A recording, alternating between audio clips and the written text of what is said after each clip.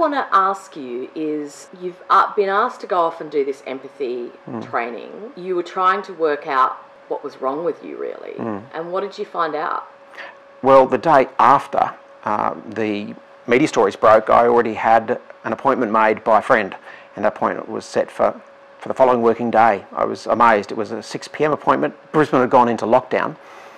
I was trying to get out of Brisbane and get across the border and get to this appointment, and it was clear that there was just no vehicle moving on the M1, and so I called the clinic and they said, look, just go home, we can do this remotely by Zoom. So that was the following working day, and the next morning I was on treatment. It was very quick, but I just spoke honestly and openly with someone who understands ADHD intimately, and what struck me was the incredible impact after one day of treatment. I mean, had you ever considered that you might have ADHD before? Not in a million years. Not in a million years. And people would say, maybe they've said at some time you're hyperactive, but usually they've said, you're energetic, or you're a bit of this, bit of that, you're everywhere. I'm just trying to think of these descriptions.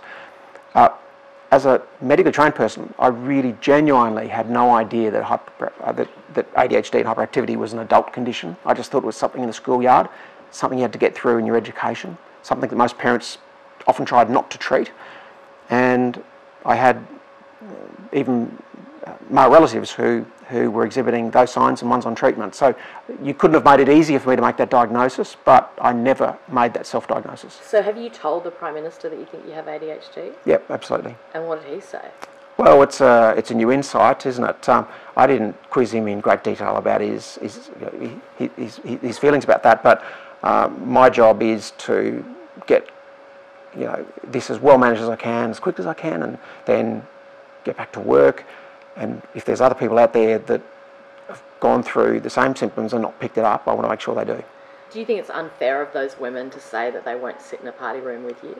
I'm confident they'll have changed their mind by the time we go back. Why? Because they spoke at a time when there were some pretty ridiculous allegations that have since, in fact, just a day later, fell over and were looked at and closed by police. So under those circumstances, I think they were right in the limited amount of information. You're talking about the photograph of the woman, but yep.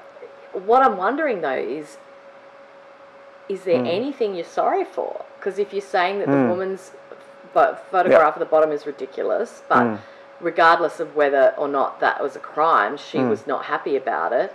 The woman that you took the photo of in the park, she wasn't. Are there any of those things that you think you did the wrong thing? Well, we've got to address each one, one by one. So the police have examined that. This was a broad workplace photo of the entire workplace. Okay, and we mutually agreed that they didn't want to use that photo for social media. She wasn't in that conversation. Okay, this was just me talking to someone at the front counter. She was completely unaware of that, and the concern was nothing to do with her. It was that they didn't want a workplace photo taken, so we just deleted it. That's the end of the story. So there'll be a time when I'll have to go through issues like that, but at the time, she was bending over. No, she wasn't. Wasn't she on her knees filling a bar fridge? What was happening? No, well, she was crouching and in a crouched position, putting drinks in the fridge like anyone would, and no one would ever take a photograph of someone in a compromised position. It was just an ordinary position. The interesting photo of the entire workplace showed a mountain of soft drink trying to go into a tiny fridge, and that was the interesting issue. You couldn't see her undies or anything? Because one of her workmates said you could see her undies. Well, the workmate wasn't there, first of all, and secondly, she was wearing normal uniform like everyone else. So you think a lot of it is a bit of a beat up?